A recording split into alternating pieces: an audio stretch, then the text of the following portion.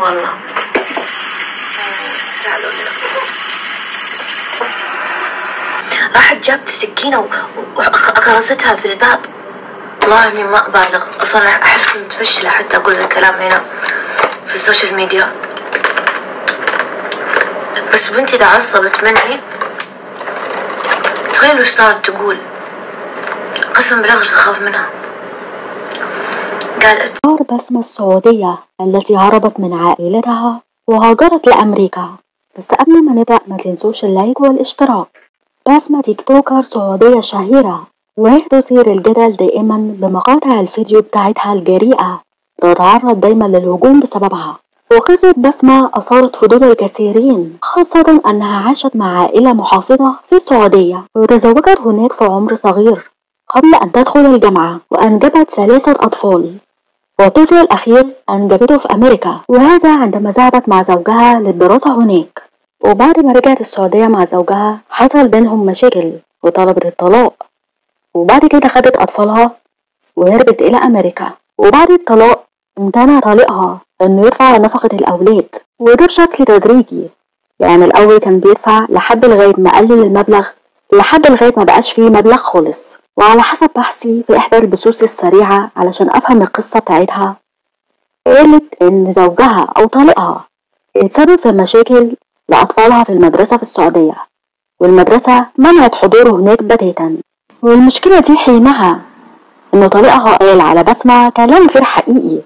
وبعد كده بسمة هربت في عام 2014 ورجعت تاني في 2017 لأهلها، ولكن أهلها رفضوا إن هم يسامحوها فهربت تاني. ومن وقتها وهي عايشة مع أولادها في أمريكا، وقطعت بسمة كل صلاتها بعائلتها في السعودية، مبتتواصلش معاهم أبدا ولا هم كمان بيتواصلوا معاها. وبعد كده ابتدت بسمة تظهر على تيك توك بمقاطع جريئة، بل جريئة جدا جدا، سواء على مستوى الكلام أو الأسلوب، وبتتكلم في البثوث ديت على طريقها كتير وعلى أسرتها وعلى حياتها السابقة، وكانت عايشة ازاي واتجوزت ازاي وبتعمل ايه في حياتها.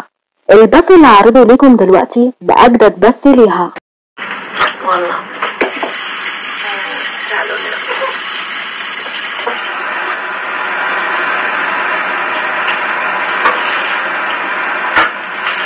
يا أخي نفسي من أولادي شوي يحترمون الناس. أزعج بنتي اليوم ولا لا؟ أحس إنه ودي أزعجها، والله أحس إنه ودي أزعجها زي ما أزعجتني هي وأخوها. الحين هم نايمين، أنتظر لين الساعة 12 وأزعجهم، أرد لهم اللي سووه فيني. إيش رأيكم؟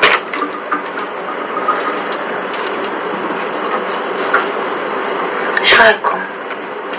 أسوي ذا الشي ولا لا؟ تحسون مبزرة؟ قهرتني يا أخي، قهرتني والله، قهرتني يا أخي مرة، قهرتني. رفعت لي ضغطي، أنا نايمة تولع اللمبات، تقعد تسولف بصوت عالي، مخرجة قبضتها. يا مرة أسلوب بنتي يقهر، والله مرة تقهر. والله ما عادني قادرة أطيقها، بجتني مرة وقحة، مرة وقحة.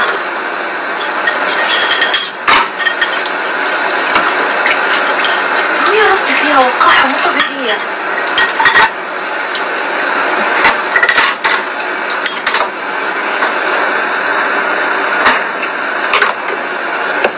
عمرها بيصير 14.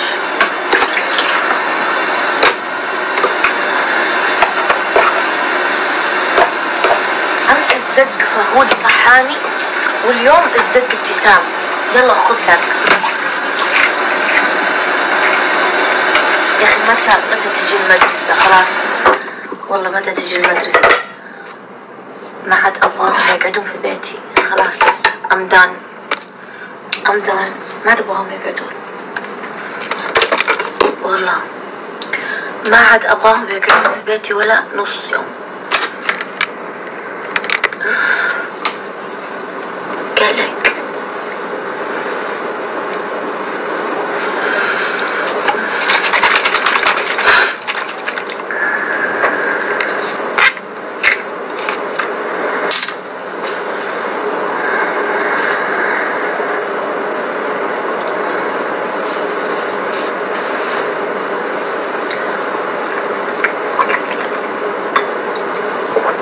والله صحيت أمس مليون مرة، صحتني مليون مرة. شكرا يا نصيني، والله العظيم صحتني مليون مرة، مليون مرة.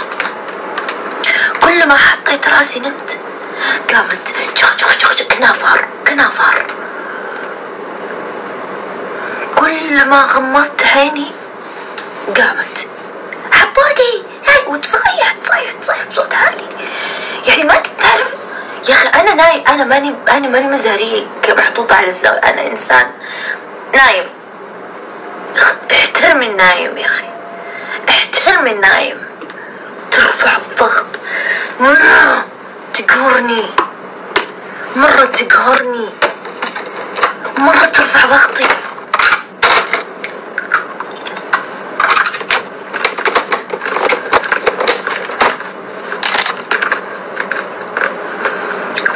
عقدتني أنا، لا عقدها، فكري منها، قسم بالله رفعت لي ضغطي. أصلا يا رجل أحيانا أخاف منها، تبي صراحة والله أحيانا أخاف منها والله العظيم. يمكن أنا عشان شوفوا بقول لكم حاجة، يمكن أنا عشان في القصص اللي قاعدة أقراها هنا بأمريكا ترى المراهقين مو بصاحين، أقولهم والله. تخيلوا أنا توني قارية قصة واحدة قتلت أمها وزوج أمها، مراهقة. شوية أقرأ قصة شيخنا عبد الله الزقميوت، شوية أقرأ قصة واحدة قتلت المديرة حقتها برضو مراهقة. لا بس جيبسي روز قصتها مختلفة. جيبسي روز أمها كانت abusing her. يعني حتى لو نرجع لقصة جيبسي روز، يعني الأم ترى كانت برضو مي بصحية. الأم حلقت شعر بنتها، حطت لها شو اسمه حق التغذية منها، كسرت سنونها. يعني جيبسي روز قصتها مرة مختلفة. والله اني ما ابالغ، اصلا احس اني متفشلة حتى اقول ذا الكلام هنا في السوشيال ميديا. بس بنتي اذا عصبت مني تخيلوا ايش صارت تقول، قسم بالله تخاف منها. قالت قولي نفسك ولا انا اللي بأنهيك.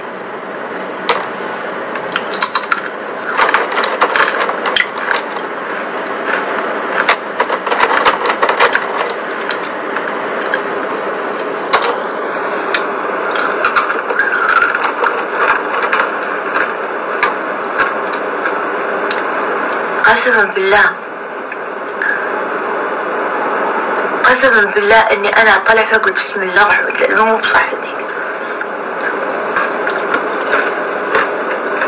وقالتها اكثر من مرة، لا ما تمزح، قالتها اكثر من مرة.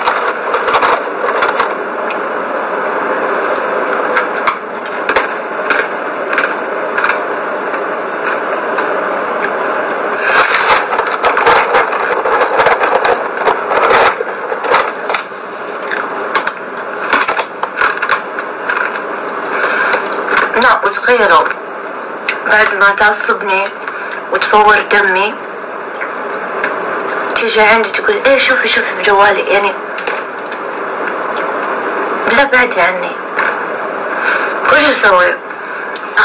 كلمت طبيب، مو طبيب، اخصائية مراهقين هنا في امريكا، ناس زي كذا مختصين حقين المراهقين كذا، وسويت موعد معاهم. يوم جاء الموعد اقول لها قول يلا تجهزي خلينا نروح. قلت لا ما ابغى انام يا بنت الناس، خلينا نروح. ما ابغى.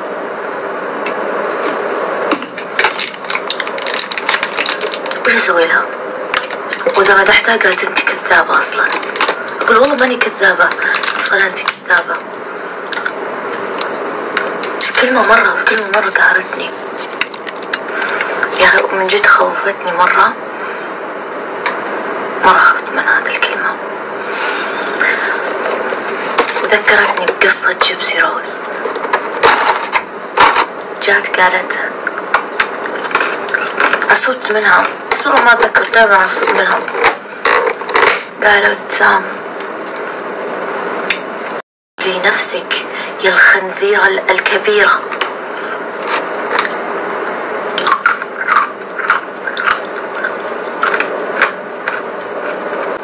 وحتى لما أحاول إني أسولف معها وأقول لها غلط وما غلط، إلا تحاول تستفزني، إلا تحاول تهين، إلا تحاول تستنقص، إلا تحاول تنزل مني، إلا تحاول يما ما أدري شو أسوي الصراحة. وأنا أحس إني مرة تعبت الصراحة، مرة تعبت، ما عاد أقدر يعني أجامل. طفشت يا أخي لكم شيء. حتى عبودي ترى زق وفهودي زق، بس زق يعني مؤقت، يعني يعصبوني فترة محدودة، ما يعصبوني دائما. بس بنتي إذا ما عصبتني في اليوم ما يمر اليوم على خير، لا لازم تعصبني كل يوم، لازم كذا تعطيني كل يوم كذا طاقات سلبية تكبش.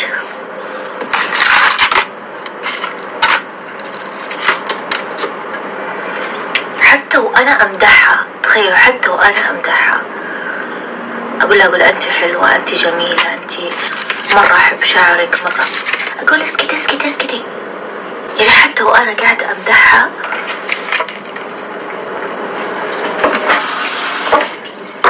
والله العظيم أقول اسكتي اسكتي، أنت يا ليش جبتيني؟ جيناتك مو حلوة. والله روح اسألي أبوك. الحمد لله والشكر، أنا حابة وجهي، إذا أنت مو حابة وجهك شو أسوي لك؟ تقهر والله تقهر.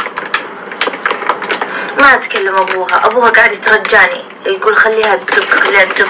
قلت والله ما أنا ما أقدر أجبرها، تبغاها تكلمك خليها تكلمك. ما تكلم أحد من 24 ساعة على شات جي بي تي ولا صديقاتها، ما تبغى لا تكلم أبوها ولا تكلمني.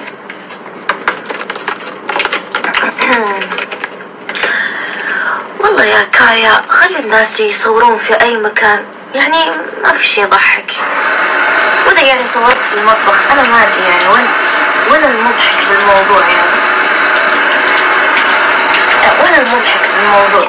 أبى أعرف يعني صورت أنا في المطبخ سويت متعقدة مني؟ لا يا رجل، أقسم بالله إني ما أعطيتها روحي، ما أعطيتها كل اللي أقدر عليه. رجل أنا خسرت أشياء كثير عشان عيالي، خسرت أشياء جدا كثير عشان عيالي. لكن أحيانا في والله العظيم المثل اللي يقول تربي ولا ما تربي، الهادي ربي أصدق مثل. سبحان الله، تحاول ولا ما تحاول سبحان الله أحيانا يجيك واحد يفقع مرارتك، واحد من عيالك يفقع مرارتك. بس أنا كل اللي يقهرني، أنا الشيء اللي مخوفني إنها الحين مكثرة كلام أقتلك، قتل في نفسك، فأنا الحين ما أدري شو أسوي. والله كلمت واحدة أمريكية وقلت لها عن الموضوع، قالت انتبهي وكمان ارسلي لي رسالة نصية ايش قالت بالضبط عشان إذا صار شيء ولا شيء. بس يا أخي ما أدري مكثرة هذه الكلمات بزيادة، مكثرتها. وأنا قاعدة أقول لا تقولي لا، قالت أنا بس أمزح، بس ما حد يمزح بذي الكلمات، تخوف ذي الكلمات، تخوف مرة.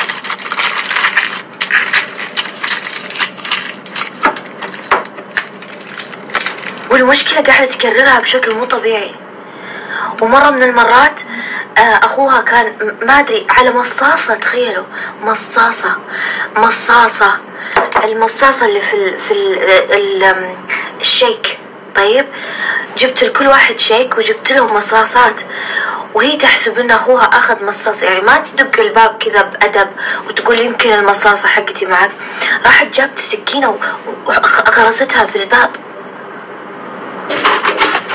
يعني تخيلوا بالله تبتعد عن أهلك، هذا الشيء اللي مرة قهرني، هذا الشيء اللي مرة كذا غابني. تخيل تبتعد عن أهلك، تترك أهلك عشان أولادك، وتسوي أشياء أنت أصلا ما تحبها ولا تتقبلها عشان تقدر يعني تعيش أولادك عيشة أنت ما عشتها، وتسوي وتسوي تسوي، وفي النهاية بنتك أنت شارد من أهلك أنهم بيقتلونك، وفي النهاية تطلع بنتك هي اللي ممكن تقتلك.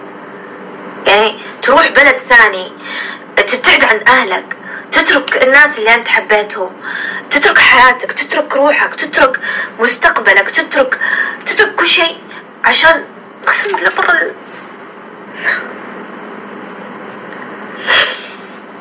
والله مرة يقهر.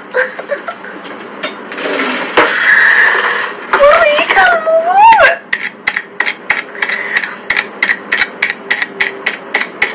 يعني لو اني ام سيئة بقول اوكي عادي بطقاق، انا استاهل. لو اني ام سيئة جدا بقول انا استاهل، والله انا استاهل. لكن انها تجي تسوي كل ذي الامور يعني لدرجة اني انا اصير اخاف منها. قسما بالله انا وصلت لمرحلة اني صرت اخاف منها، قسما بالله صرت اخاف منها، صرت avoid her، ما ابغى اتكلم معاها. صرت اخاف انه اتعرف على ناس، صرت اخاف انه مرة ما ادري، صرت اخاف حتى لما انها تطلع معانا برا انها تسوي ناس وزنبليطة. قد مرة قامت تصايح وترمي في الاشياء، رحنا مطعم قسما بالله قامت ترمي في الاشياء على الطاولة قدام الناس كلهم، تسوي حركات كريزي مرة يمه، وتستخدم الاشياء السيئة اللي صارت لي، قصص مرة توجعني في قلبي ولا شيء. احيانا اسولف مع عيالي عادي ما عندي مشكلة، طيب، وعيالي يعرفون اشياء كثيرة عني. تخيلوا احيانا لما تعصب مني تستخدم القصص اللي انا انجرحت منها تستخدمها ضدي. تخيلوا اي قصة كذا انا قلتها في الماضي وانها كانت تجرحني تستخدمها وقت المشكلة، تقول تتذكرين لما صار لك كذا؟ ايه تتذكرين لما صار لك كذا؟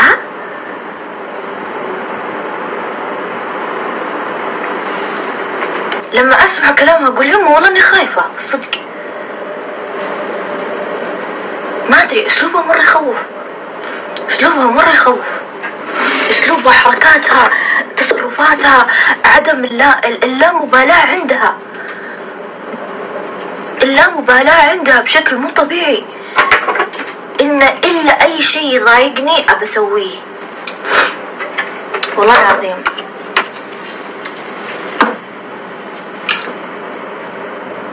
ما يعني اللي يقولون جن يا أخي خلص بالله فيكم شركم، أنتم بعد تجيبون حالات نفسية.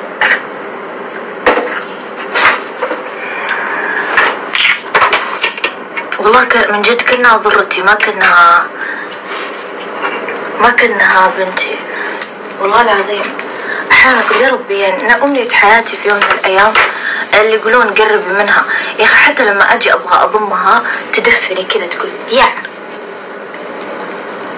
يوم فيها حقد وكره لي بشكل مو طبيعي، حقد وكره لي مو طبيعي.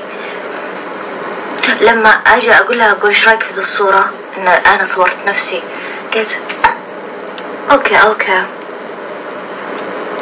مو بحسن من مدري مين، تجيب أسامي مشاهير، وتاخذ مثلا فيديوهات اللي على التيك توك وتقعد تضحك على شكلي، تضحك على حركاتي. أنت كيف ما مخلي هذا الفيديو مرة يفشل؟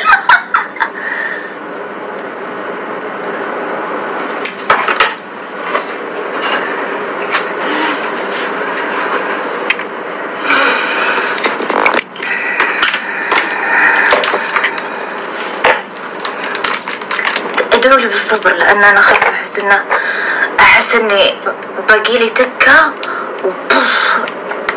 ابوها ترى ما يكلمها، لا تدخلون ابوها في الموضوع. ابوها هو ابوها حاول يكلمها اكثر من مره، والله العظيم ما تكلم أبوها، ما تكلمه، حاول يكلمها أكثر من مرة. قلت لكم لدرجة إنه أرسل لي قال وين ليش ابتسام ما تكلمني؟ قلت والله ما أدري عنها، ما تبغى تكلم أحد.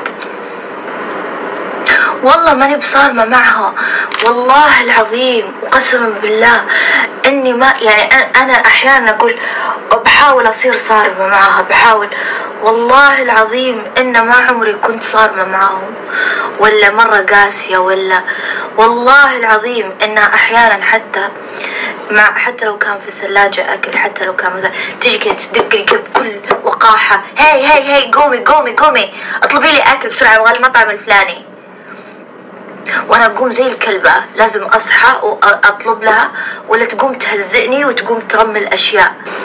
ابغاها بس تكبر، تقوم بنفسها، تعتمد على نفسها. اذا احتاجتني وهي كبيرة انا ما عندي مشكلة، لكن خلاص بعد كذا ما عاد ابغى احد في بيتي. اولادي ابغاهم يعتمدون على انفسهم 100%، انا ابغى اعيش حياتي. استغفر الله يا ربي، والله مرة يقهر الموضوع، مرة يقهر.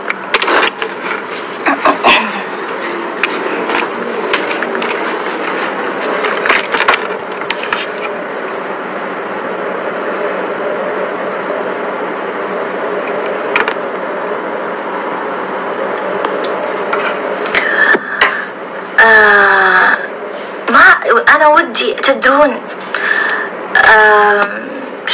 شكلي بسأل العيادة إذا في مثلا أخصائية تجي البيت، لأن بنتي مستحيل تطلع، ما تبغى تطلع، تخيلوا ما تبغى تطلع من البيت. أقول لها طيب على أقل شيء خلينا نروح على البو، خلينا نروح على البقالة، خلينا نروح أماكن بسيطة، خلينا طيب نروح البارك. ما أبغى أطلع، ما أبغى أروح، ما أبغى أجي. يمكن تتعرف كذا هي إيش عندها أنا أتمر عليك عادي، بس أنت تتمر علي لا، أنا بأزعل وأعصب عليك وأبكي وأتحسس. بس هي تسبك، تأذيك، تضحك عليك، تطلع روحك عادي، ما عندها مشكلة. لكن أنت تقول لها كلمة هالقد لا، تعصب عليك وتزعل. حلوة ذي. يعني تخيلوا ماسكة واحدة من صاحباتها، قسما بالله جالسة أقول لها يا بنت الناس انتبهي يا بنت الناس، لا يمسكونك في هنا مدارس أمريكا تخوف، خصوصا المتوسط، انتبهي لا يمسكونك يدق، انتبهي. ماخذة صور واحدة من صاحباتها وقاعدة تشوه فيها وقاعدة تكتب وتحطها في الستوري، ولا ومجمعت لها جروب يلا خلونا كلنا نسبها، وهي ما تبغى حد يسبها. لا لما هي ماخذة حقها ثالث ومثلث، هي اللي تسوي كل شيء، بس ان احد يتكلم علي بالسوء اوه لا، هنا مشكلة. وقد مرة راحت عند المديرة مرتين وهي كانت غلطانة، ولا قالت لي قامت تتبكبك. بعدين يوم كلمت المديرة قالت لي كل السالفة من طقطق للسلام عليكم. يوم قلت لها طلعت فيها قلت انت ليش ما قلتي لها الجزء الثاني من السالفة؟ ضحكت، عرفت انها هي غلطانة، بس لا ما تبغى، هي بس تبغى دائما تطلع نفسها هي انا الضحية.